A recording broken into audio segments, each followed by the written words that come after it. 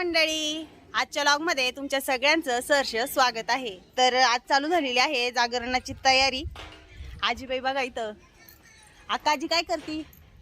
भाजीपाला निवडते। भाजीपाला निवडीती। आचारी किती वाजता येणार आहे? येणार 1 वाजता। 1 वाजता तर आपला आवरून होईल। तर मंडपवाले पण आलेले आहे। आम्ही रात्री सारून घेतलं होतं आणि मंडपवाले आलेले आहे। चालू आहे मंडप घालायची तयारी। मध्ये आम्ही पुरण शिजायला टाकलंय। सगळं प्रत्येक जण जे ते ज्याचं त्याचं काम करते। कुणी यादी आणायला जाते, कुणाचं काय चालू आहे, कुणाचं काय चालू आहे। मम्मीचं पण घरामध्ये आवरावरी चालू आहे। कुणी घर पुसतंय, आमची चालू आहे पुरण घालायची तयारी। कारण पुरणाचा पण नैवेद्य असतो। तर त्यामुळे आम्ही पुरण जे आहे, डाळ जी आहे ती शिजायला टाकलेली आहे आणि बाकीची सगळी तयारी चालू आहे। तर मंडळी, आजच्या व्लॉगमध्ये शेवटपर्यंत राहा आणि बघा जागरणाचा कार्यक्रम गावाकडे कशा पद्धतीने केला जातो। काही ना काही काम चालू आहे। तर चला मंडळी, भेटूया आता पुरणाचा स्वयंपाक झाल्यानंतर।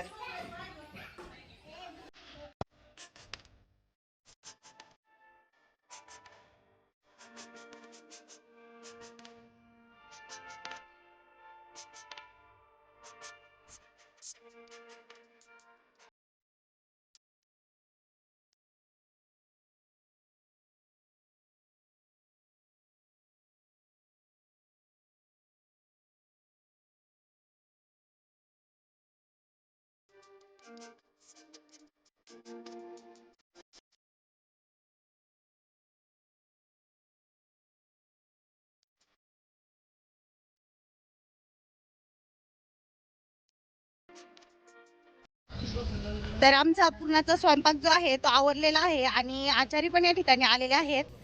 सगळेजण त्यांना मदत करायला बसलेत। हे पप्पा, मेनू काय आजचा? आपला मेनू आहे सांबर, भात, लापशी आणि घुगरी, हरभऱ्याची उसळ। हरभऱ्याची उसळ। घुगऱ्या नसते म्हणायचं, जरा घुगऱ्या नाव ठेवायचं टायमाला वाटत। हरभऱ्याची उसळ। इथं मस्त सगळं भाजीपाला कापायचं काम चालू आहे। बरंचसं भाजीपाला जो आहे तो आजीने कापून हे करून ठेवलेला होता, निसून बिसून। तर या ठिकाणी बघा चालू आहे स्वयंपाकाची तयारी आणि पाहुणे मंडळी पण यायला सुरुवात झालेली आहे। पप्पा, वागे बाबांते किती वाजता येणार आहे? 6:30 वाजता। 6:30 म्हणून टाइम आहे त्यांना यायला, 1-1.5 तास। तर चला मंडळी, इथं चालू आहे स्वयंपाकाची तयारी। थोड्या वेळाने आता आम्ही आवरतो, आमचं जरा फ्रेश होतो। सगळ्या जणांनी आवरलंय, मीच आवरायची बाकी राहिलेली आहे। तर चला भेटूया आता कोटमा भरायच्या वेळेस। तर मंडळी, आम्ही आता आवरून रेडी झालेलो आहे आणि वाघे बाबा पण या ठिकाणी आलेले आहे। कोटमा भरायला सुरुवात झालेली आहे। तर आपण बघूया कशा पद्धतीने गावाकडे कोटमा भरला जातो।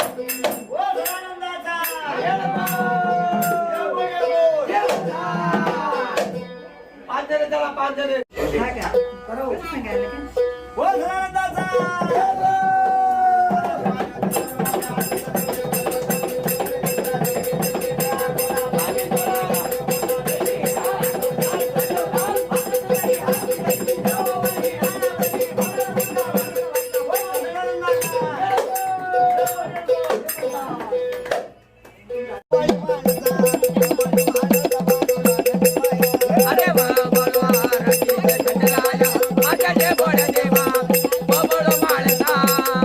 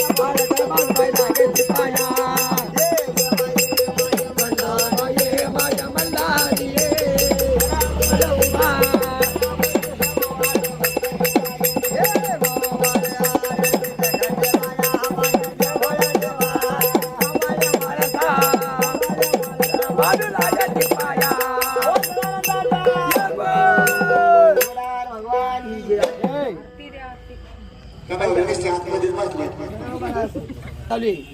अरे वळा वळा मानबाईचा वती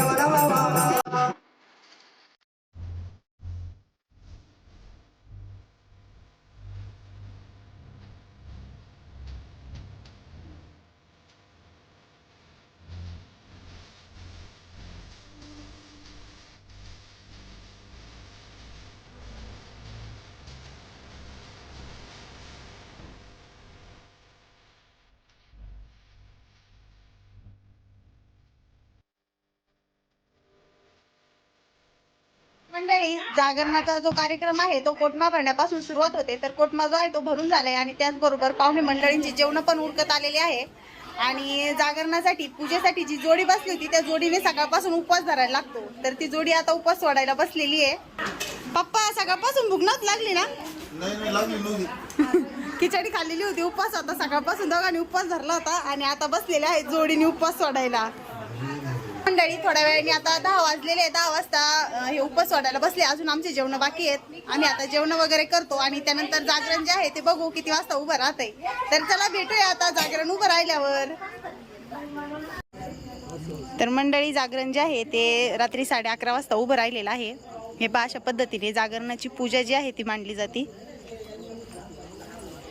कडक नाही केल्या होत्या आम्ही दुपारीच. नैवेद्य वगैरे सगळं ठेवलेलं आहे आणि अशा पद्धतीने जागरणाची पूजा जी आहे ती मांडलेली आहे वाघे बाबांनी.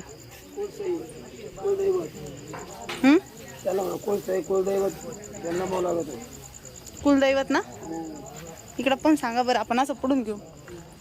कुलदैवताला नमावं लागतं. लग्न झालं जागरण गोंधळ करावं लागतं. जागरण गोंधळ करणं गरजेचं असतं. आणि मध्ये आधी बी करावं लागतं. कुलदैवताला नमावं लागतं. नमावं लागतं. तर त्यासाठी जागरण गोंधळ करणं हे गरजेचं असतं.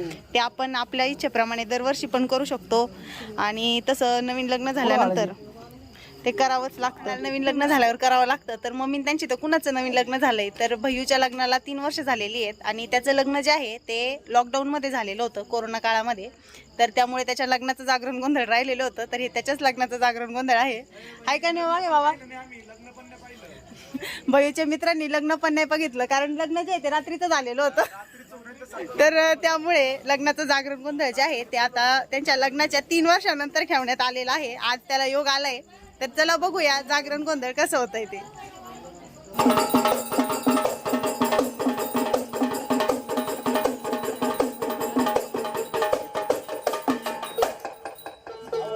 गणपती देवा जागरणाला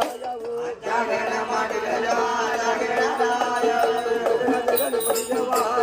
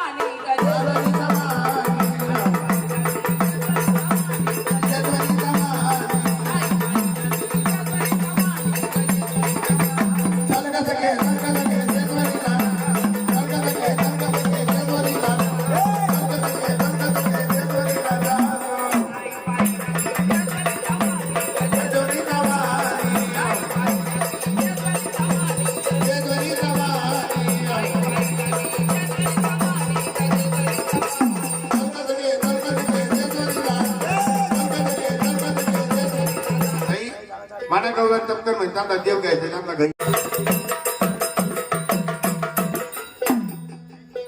यशोदेचा खटाळ काना बाई ग थोड्या करतो कारवयाला काय यशोदेचा खटाळ काना बाई ग थोड्या करतो कारवयाला काय यशोदेचा खटाळ काना बाई ग थोड्या करतो कारवयाला.